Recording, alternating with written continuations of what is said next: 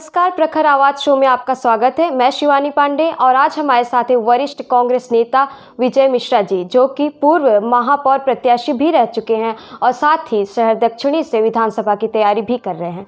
तो आइए विजय मिश्रा जी से कुछ महत्वपूर्ण चर्चाएं करते हैं। सर, आपका हमारे शो में बहुत बहुत स्वागत है। धन्यवाद। सर, सबसे पहले तो मैं आपसे एक सवाल करना चाहूँगी कि आप शहर दक्षिणी से विधायकी की तैयारी कर रहे हैं, वहाँ पे कैबिनेट नंदी जी हैं, तो आपको उनके सामने क्या क्या चुनौतियाँ दिख रही हैं? कोई चुनौती नहीं है। चुनौती उनके लिए हो सकती है जी। चुनौती हमारे लिए नहीं, क्योंकि हमें जो करना है, उन्होंने क्या किया है वो जनता को जवाब देंगे। जी। हम तो नया संदेश लेके जाएंगे, हम अपने आवाज़ लेके जाएंगे कि हम आएंगे तो ये करेंगे, ऐसा करेंगे, हमारी पार्टी ऐसा करेगी, जो अब तक नहीं हुआ है। चुनौती तुमको है कि हमने क्या किया है अब तक 5 साल में। जी सर, तो आपकी क्या योजनाएं हैं? जीतने के बाद आप क्या क्या करने वाले हैं? देखिए, जीतने के बाद क्या क्या योजना है, एक विधायक को क्या करना चाहिए, वहाँ की जनता की समस्याएं, उनका व्यापार स्थिति सुधरे, रोजगार की स्थिति सुधरे, एक विधायक का यही कर्तव्य है। बाकी रोड पटरी, वहाँ के भाईचारा मेंटेन रहे, यही विधायक का कार्य है जो मैं समझता हूँ। और रोजगार, आज बेरोजगार बहुत है, प्रयागराज नहीं बल्कि पूरे उत्तर प्रदेश भारत में संख्या बढ़ गई है। तो हमारा प्रयास होगा कि यहाँ पे छोटे छोटे उद्योग लगें और उस लायक पहले बने तो। जी सर, बिल्कुल। बहुत कल्पना करना उचित भी नहीं है, लेकिन हाँ ये है कि अगर विधायक बनते हैं तो पंडित केसीनाथ त्रिपाठी और छुन्नन गुरु के राह पर चलते हुए जनता का हम आशीर्वाद पाना चाहेंगे, ये हमारी प्रयास होगा। जी सर। सर, देखा जाए तो शहर दक्षिणी का काफ़ी विकास हुआ है, तो इसमें आप पूर्व विधायक किनसे ज़्यादा प्रसन्न हैं? देखिए, विधायक जो पूर्व में विकास हुआ है, पंडित केसीनाथ त्रिपाठी 5 बार रहे जी, और यहाँ की पानी की समस्या, सड़क की समस्याएं, और जो त्रिवेणी पुष्प दिया है पंडित केसीनाथ त्रिपाठी, ऐतिहासिक निर्णय था वो। और पंडित केसीनाथ त्रिपाठी जी ही विकास किया है, माननीय मंत्री जी हैं। अब वो उनसे आप पूछिए या जनता बताए उन्होंने विकास के नाम पे क्या दिया इलाहाबाद दक्षिणी में, तो वो बता पाएंगे। लेकिन पंडित केसीनाथ त्रिपाठी ने बहुत काम किया है। जी सर। सर, तो देखा जाए तो भाजपा सरकार चल रही है, तो क्या 2022 में भी भाजपा सरकार बनेगी? नहीं, जनता मूड बना चुकी है, इनको उखाड़ फेंकेगी, क्योंकि झूठ बोल बोल करके कब तक जाति धर्म, 2014 के बाद जितना जातीयता पनपी है, समाजवादी पार्टी या बसपा का भी शासन है, इतना जातिवाद कभी नहीं था। जी बिल्कुल। जितना हिंदू मुसलमान अब हो रहा है कभी नहीं था। इसके पहले सबका साथ सबका विकास, 15 लाख आएगा, बेरोजगारी दूर कर 2 करोड़ रोजगार देंगे हर साल, काला धन लाएंगे, जनता फंस चुकी। अब राष्ट्रवाद की बात कर रहे हैं कि हिंदुत्व के भी चुनाव लड़ेंगे, राष्ट्रवाद पे चुनाव लड़ेंगे, धर्म के चुनाव लड़ेंगे, तो जनता सब समझ चुकी है, उनको उखाड़ फेंकेगी। जी सर। सर, अब बात अगर बसपा और बीजेपी की हो रही, तो आजकल गठबंधन की सरकार चल रही है, ऐसे में कांग्रेस का अकेले लड़ना, कांग्रेस अकेले लड़ेगी, बिल्कुल अकेले लड़ेगी। प्रियंका जी ने तय कर रखा है कि हम जितना भी सीट मजबूती के साथ हम लड़ेंगे। और आज आप सब बहनें हैं, मैं लड़की हूँ, लड़ सकती हूँ, ये उनका जो आह्वान और हुकार भरी है, तो महिलाओं के बीच में बहुत अच्छा संदेश गया है। अभी चित्रकूट में लगभग 3000 की व्यवस्था थी, वहाँ 7-8 हज़ार महिलाएं, केवल महिलाएं थीं, और बड़ा अच्छा संदेश गया है। और हर प्रदेश में पूरे एक अच्छा संदेश गया है। जी सर। सर, अगर बात महिलाओं की हो रही, तो आप महिलाओं के लिए क्या करना चाहेंगे? महिलाओं के लिए अभी देखिए, प्रियंका जी ने कहा है मैं व्यक्तिगत जो कर सकता हूँ करूँगा, सत्ता में आने के बाद क्या करूँगा ये तो बात भविष्य बताएगा। लेकिन प्रियंका जी ने कहा है कि हम प्रदेश में 75 ऐसे विद्यालय बनाएंगे महिलाओं के, ओनली फॉर लेडीज, कि जिसमें ज्ञान शिक्षा के अलावा हम वहाँ पे प्रशिक्षण देंगे, उनको टेक्निकल रूप से तैयार करेंगे ताकि वो रोजगार के लिए स्वतः स्वावलंबी बन सकें, ऐसा उनका कहना है। और प्रियंका गांधी ने जो प्रतिज्ञा सारे दल घोषणाएं करती हैं जी जी और घोषणा पे अमल नहीं होता, 5 साल बीत जाता है। जी प्रतिज्ञा लेने का मतलब आप लोग समझ सकते हैं, प्रतिज्ञा मतलब ये दृढ़ निश्चित है कि हमको ये करना ही, हमारी सत्ता आएगी तो हम जो 1 महीने से प्रतिज्ञा यात्रा पूरे उत्तर प्रदेश में बाई बस निकला। जी अब हम लोग गांव गली चौराहे मोहल्ले में यात्रा निकाल रहे हैं कि हमारी ये प्रतिज्ञाएं हैं, इसको हम पूरा करेंगे सत्ता में आने पर। सर, आपको क्या लगता है 2022 में मुख्यमंत्री का चेहरा प्रियंका गांधी वाड्रा रहेंगी? बिल्कुल हो सकती है, उनके ऊपर है। राष्ट्रीय नेतृत्व तो चाहेगा तो जरूर बनेंगी, वो ना भी नहीं करेंगे। और कार्यकर्ताओं की चाहत है और प्रदेश की जनता भी चाहती है कि श्रीमती प्रियंका गांधी जी प्रदेश की मुखिया बने। जी सर, तो आप बीजेपी के और अगर ये मुखिया बनती हैं तो महिलाओं में दुगना चौगुना जोश हो जाएगा, लेडीज़ में ज़्यादा चौगुना, क्योंकि हमारी जो लड़की हैं लड़ सकती हैं, तो प्रदेश में वो और प्रदेश शहर में हम बिल्कुल मिलकर बढ़िया सामंजस्य बनेगा।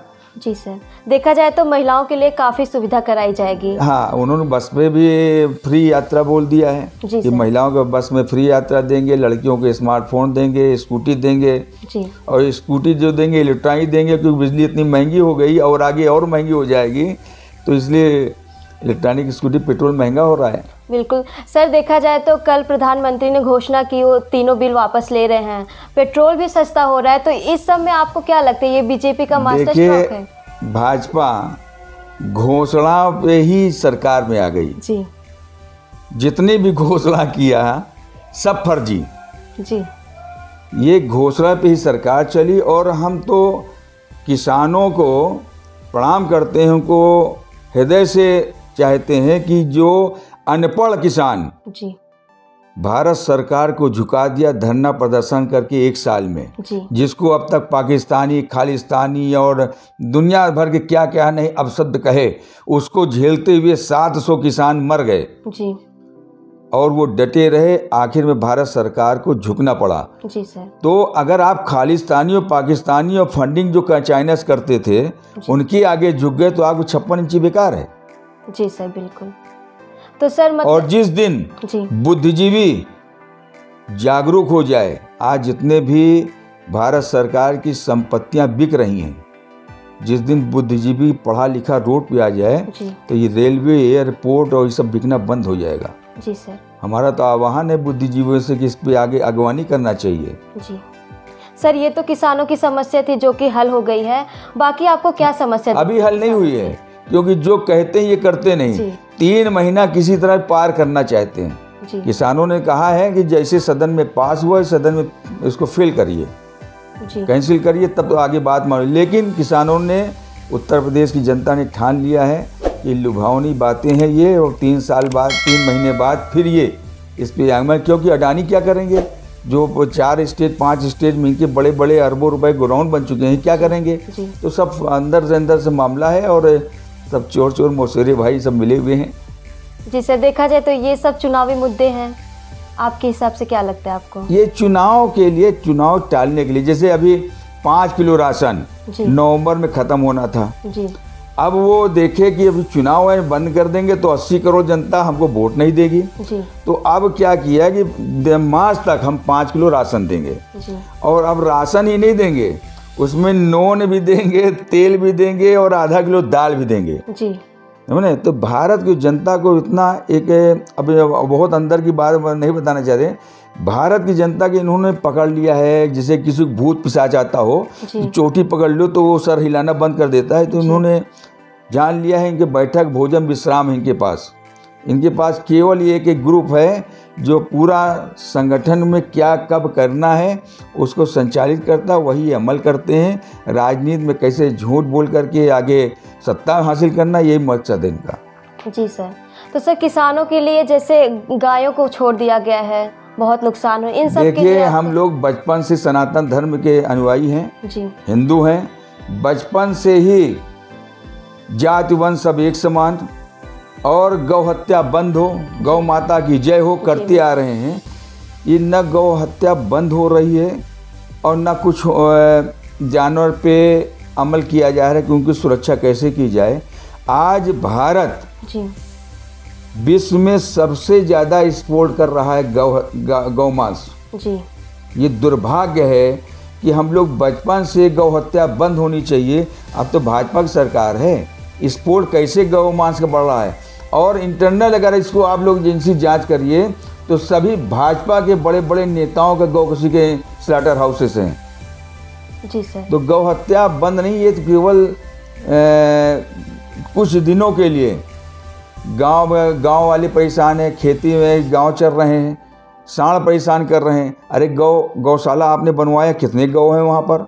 गौशाला बनवाया, उसमें हत्याएं हो रही गौ की, मर रही, उनके राशन पानी नहीं मिल रहा है। तो सारे तरफ अव्यवस्था, क्षणिक वोट बैंक के लिए कुछ भी करने को तैयार है। जी सर। तो 12 विधानसभा सीट है प्रयागराज में, तो आप लोग कितनी उम्मीद रखते हैं कांग्रेस? देखिए 12 है, 12 में लड़ेंगे। जी। ठीक है।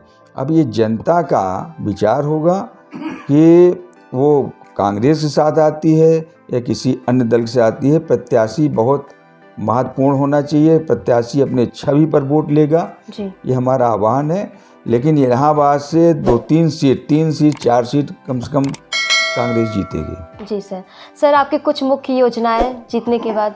बताया ना कि हमारा योजनाएं हैं कि बस रोजगार मुहैया हो। बाकी जो दोहन शोषण हो रहा है व्यापारियों का, इस पे हम प्रयास करेंगे कि इनका दोहन शोषण बंद हो, कम हो। जी सर। तो आप प्रयागराज की जनता को क्या संदेश देना चाहते हैं? प्रयागराज जनता से हमारा हाथ जोड़ निवेदन है कि जाति धर्म की राजनीति और उसके प्रपंच में ना पड़ के प्रत्याशी की छवि, उसकी योग्यता, उसके विचार और उसके कार्य या पिछला इतिहास देखते हुए, क्योंकि वो 5 साल आपके बीच में रहेगा। यदि गलत होगा, गलत संगत होगा तो संगत का असर गलत होता है। कुसंग का ज्वार सबसे भयानक होता है। जी। अगर विधायक अच्छी सोच वाला तो उसके अच्छे विचार होंगे, अच्छा काम करेगा। मैं हाथ जोड़ निवेदन करना चाहता हूँ कि जनता से कि वो प्रत्याशी का चयन अच्छे विचार वाले को ही करे, किसी भी दल का हो। जी सर। कहा जाता है कि आपको कई दलों ने ऑफर दिया था अपनी तरफ से लड़ने के लिए, क्या ये सच है? देखिए ऐसा है कि ये तो सौभाग्य की बात है। जी। अगर कई दल हमको चाहते हैं तो हमारी अंदर से भावना जगती, हमारी गुडविल अच्छी है। जी। हमारे विचार अच्छे हैं, तभी तो दल हमको चाहता है। जी सर। लेकिन वो हमारे ऊपर है कि हम क्या चाहते हैं। हम कांग्रेस में हैं, कांग्रेस से लड़ना चाहते हैं और कांग्रेस के लिए ही काम करेंगे। सर तो आपने सपा नहीं चुना, सिर्फ कांग्रेस ही क्यों? मान लीजिए कि बीजेपी आपने। देखिए राष्ट्रीय पार्टी है और राष्ट्रीय पार्टी को हम सत्ता छोड़ करके आए थे और राष्ट्रीय पार्टी के साथ जुड़े। आज नहीं तो कल कांग्रेस ने ही इस यहाँ पर स्ट्रक्चर मजबूत किया भारत में। क्या 2014 के बाद ही सब दिखाई पड़ रहा है? जितना विकास 2014 के बाद आया है ये केवल वहम है और लोगों को गुमराह किया जा रहा है। इसमें कुछ धरा नहीं है, जनता समझ चुकी है। सर बहुत बहुत शुक्रिया हमसे बात करने के लिए। आप देख रहे थे आज हमारे साथ थे विजय मिश्रा जी, जो कि पूर्व महापौर प्रत्याशी रह चुके हैं और साथ ही शहर दक्षिणी से विधानसभा की तैयारी कर रहे हैं। विजय मिश्रा जी ने बताया कि महिलाओं के लिए बहुत बड़ा अवसर प्रदान करने का मौका मिल सकता है यदि कांग्रेस पार्टी यहाँ से जीतती है तो। इसके साथ ही आज का कार्यक्रम समाप्त होता है। नमस्कार।